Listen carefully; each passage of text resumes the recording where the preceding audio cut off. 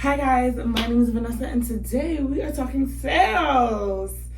So today's video, don't mind me, I am actually currently in Arizona. Our company is basically here for a conference and we are selling their software. So I'm in my hotel room, a resort / spa thing, whatever.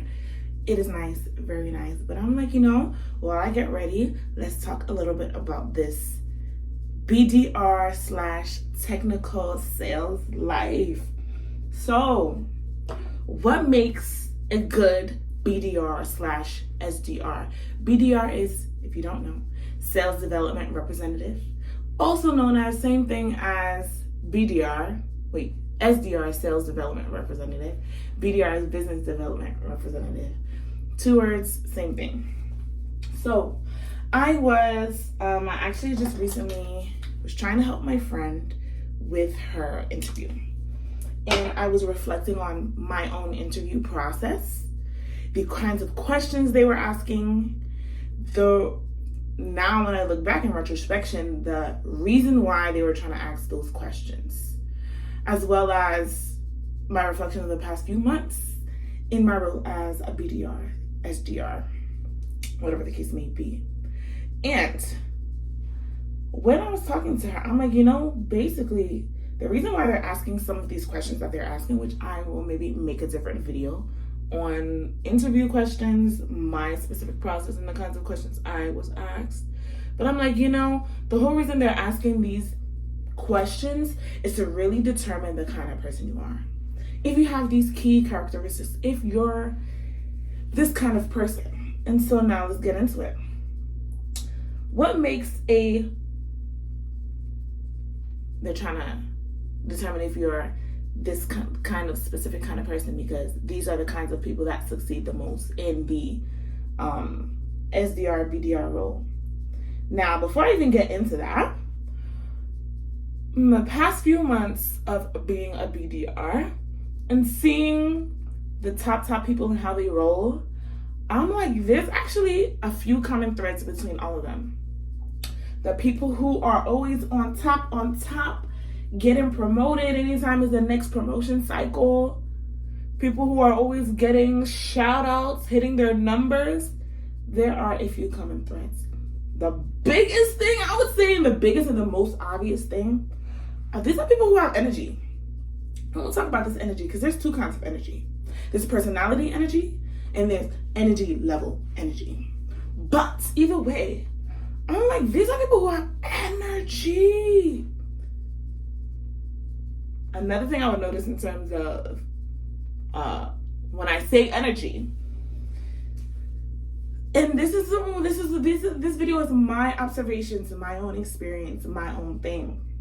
But to be perfectly honest, the people who are hitting their top, they have the ADHD vibe. And when I contrast it logically, when I contrast it to the people who aren't doing so much, they're the opposite, the sluggard, kind of slow, So I'm like, and they've literally said it out of their own mouths, the people, like the few of the top people that I've spoken to, or when we interact, they're like, yeah, I got ADHD, I can't sit still, I gotta do this, I gotta do that, I gotta do that.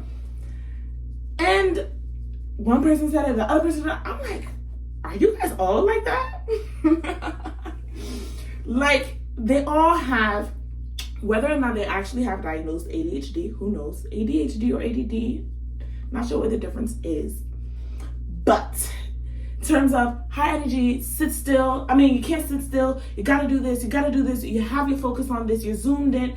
You're zoned in. You gotta apply yourself. Cognitively, you're all in. You can't stop until you make sure you're done. Those, in my personal experience, they all have that common thread. And I'm like, y'all, okay. So that's one aspect of what I mean, high energy. And another aspect of high energy is personality-wise. When I think back to my interview process, and I'm always constantly reminded that one of the top reasons I was hired was my personality. And in one of the interviews, I asked them, like, what are you looking for in a BDR and an SDR? And they're like, in the common thread of who we're hiring right now, they're all bubbly. They all have that personality aspect. That lively,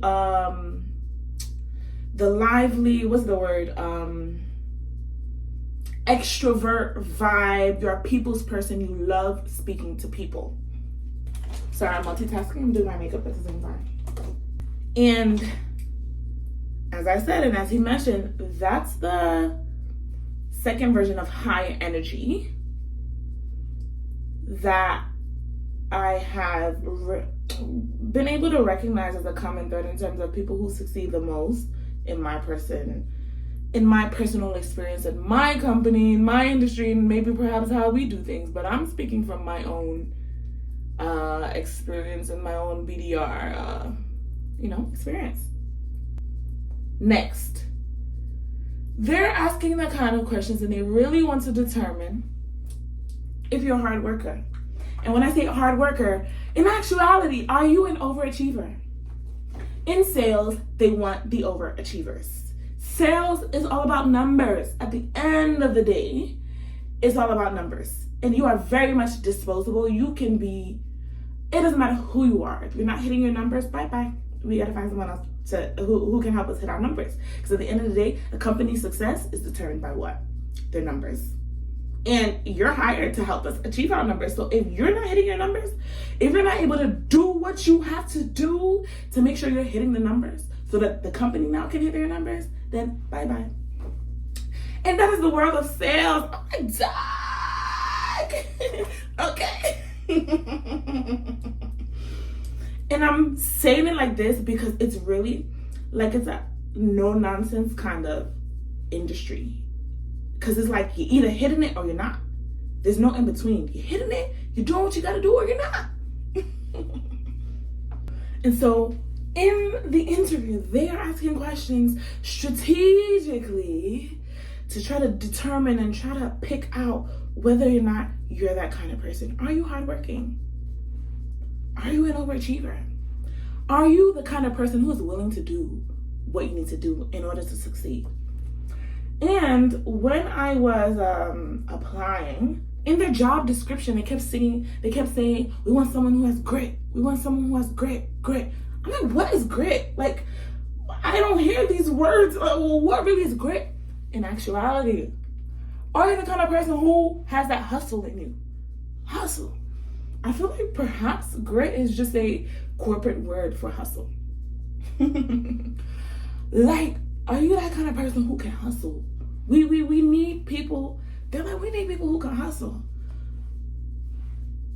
Like, it's all about numbers. Yesterday, the VP or whoever, one of the leaders in the sales team, of course, it's the end of the month, and so it's all about numbers. Like, guys, we're missing the mark.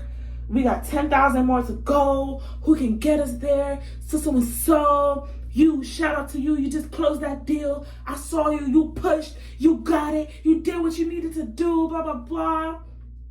And so at the end, he put a message in. He's like, there's no excuse. You got to hit your numbers.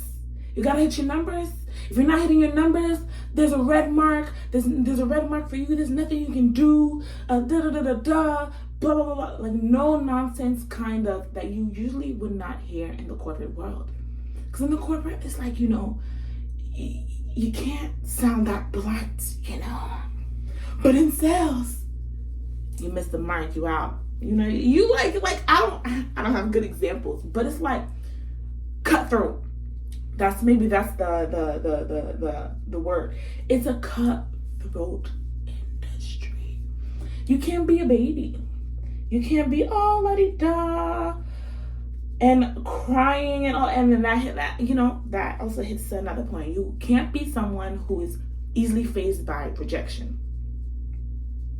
You cannot be someone who is easily fazed by rejection in the sales world, because you're making calls. You're talking to people. You're trying to cut deals. And so rejection will come. And in actuality, rejection comes more than acceptance, or whatever the opposite of rejection is in this instance. 99.999999% of the people you call will not pick up. 99.99% of the people you call that you speak to will be like, these are exaggerated percentages. But you know what I'm saying? Most of the people you speak to, at the end of the day, it's not everyone you speak to that's going to say yes. But that's okay. You need to be able to be someone who is not fazed too easily by rejection.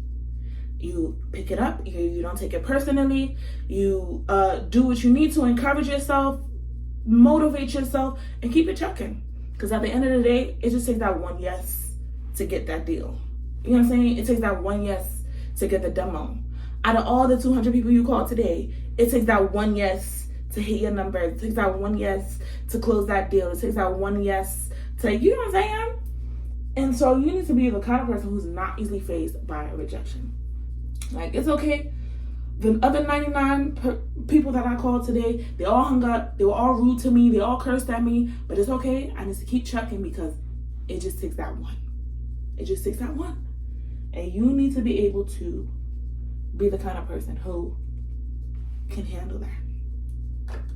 You can't be the kind of person that goes to your manager. Yeah, this call I just had today, she cursed me out in tag. I just feel taking it personal. No. So what did I say? You gotta be an overachiever. You gotta be a hard worker. You gotta have that hustle in you. And you gotta have that high energy. Do what you need to do. You gotta be a self-motivator.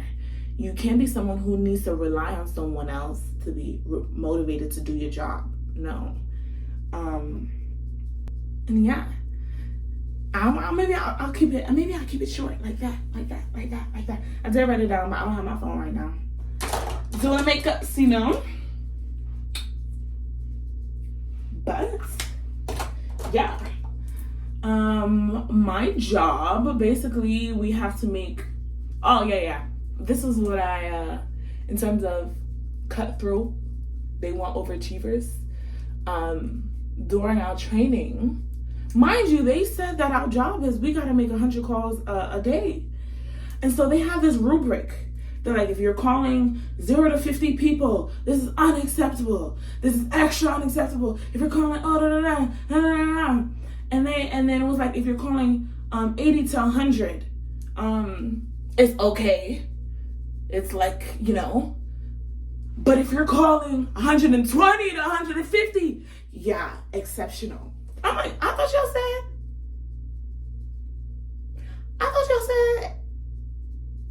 we calling 100 people a day. Oh, so you mean they're setting the basis that, yeah, we said 100, but if you're hitting the goal, if you're hitting the mark just like that, then you're not doing well. It's only when you go above and beyond. It's only when you surpass that you're actually doing well, that you're actually doing what you need to. I'm like, okay, I see. This world is for overachievers. Because they tell you 100 calls a day.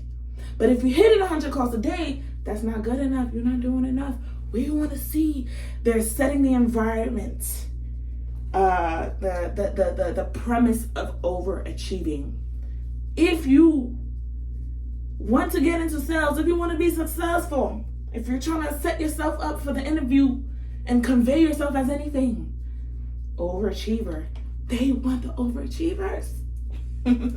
They want the kind of people that are like, yeah, the bar is this high. Whoever meets this bar, you pass. You're good. This is, you know.